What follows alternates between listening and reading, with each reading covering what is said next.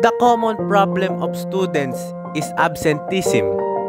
Did you know absenteeism refers to a student being absent from school? Some students can absent in school without valid reasons because of their boredoms. What are the possible effects of absenteeism in school? If you always absent in school, you can get some low grades. You will have difficulty in subjects and possible school dropouts. So these are examples of absent students.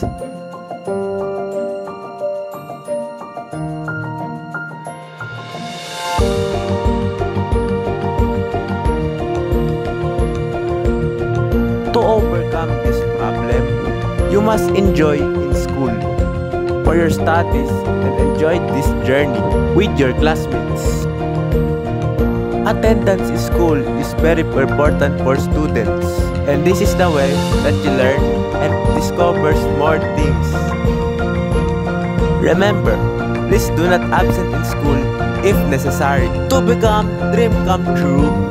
Come on guys, let's go to the school for your better future.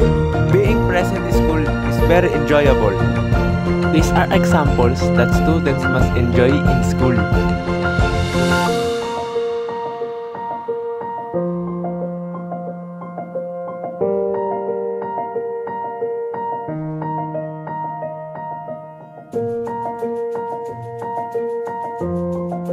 In this scenario, the students enjoyed their school journeys that have fun,